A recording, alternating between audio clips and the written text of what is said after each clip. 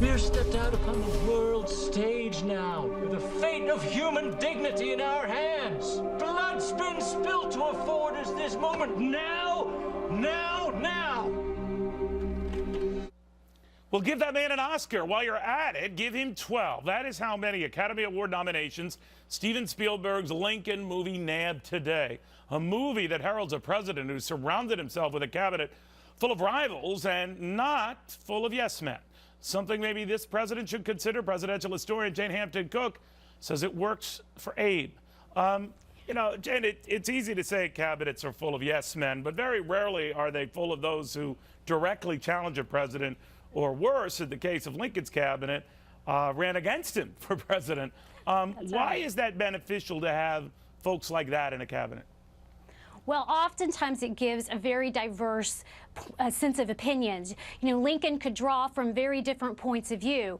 And really, Lincoln became president when the Republicans were a startup party. So he needed rivals within his own party just to solidify his presidency. And so sometimes that diverse opinion can really give a president many things to consider and then hopefully make the best decision in the long run. You know, this president started off, I thought, regardless of your opinions of Hillary Clinton, on the right foot by reaching out to a challenger, in that case, to be such a prominent cabinet secretary. But after that, it sort of went by the wayside. There are a lot of folks who say some of these latest choices, particularly in the Treasury with Jack Lew, sort of reconfirms this business as usual crowd. Does that hurt him longer run with folks who want to see big changes, or could these folks surprise us? Well, a yes man can surprise you. For example, George W. Bush brought in Paul O'Neill. He was favored by Wall Street and Capitol Hill to be his Treasury Secretary. And then Bush later wrote that Mr. O'Neill did not share his enthusiasm for tax cuts. And it's one thing to say to the president, I disagree with you on this, and to do it directly. But in O'Neill's case, he went around belittling the president, and it got back to Bush. So it doesn't work that way either. You have to give your difference of opinion directly to the president, and that's when it works the best. With Lincoln, and of course this is now the stuff of historical lore, with his cabinet and those who challenged him, he would hear them all out, and ultimately he would, as we saw in that case, they're forcing this amendment of abolishing slavery, he would slam his fist on the table and let it be clear old folksy Abe could also be old temper tantrum Abe. So there is ultimately a place where the buck stops, and that is with the president. But the cabinet itself has to inspire, does it not? I mean, they have to stand out for who they are themselves, don't they? That's right, and a cabinet member is often positioning himself to maybe run for president. So sometimes, you know, that rivalry happens and emerges, but a president is really best served by someone like Ted Sorensen. He was the anti-yes man for Kennedy, but Kennedy really trusted him. And if he needed to hear a difference of opinion, he would bring in speechwriter and political advisor Ted Sorensen, because he would give him the unvarnished truth.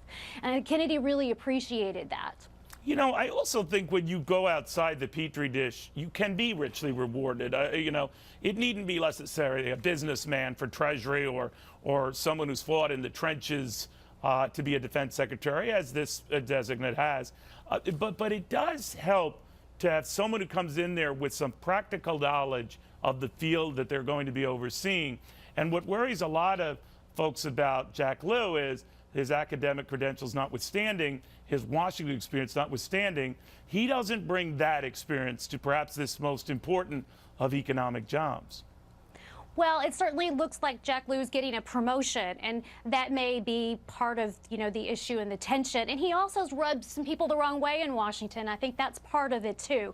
He's not the most easygoing, likable fellow, so that's probably hurting him among those who are, you know, uncomfortable with his nomination. Do you think, you know, they would always say about John Kennedy's cabinet that it was an Ivy League crowd, not that somehow prevented the Bay of Pigs and some other disasters and all, but that the more eclectic and different and highbrow you get, the more you try to aim for the cream of the crop, the better you'll be. Do you agree with that?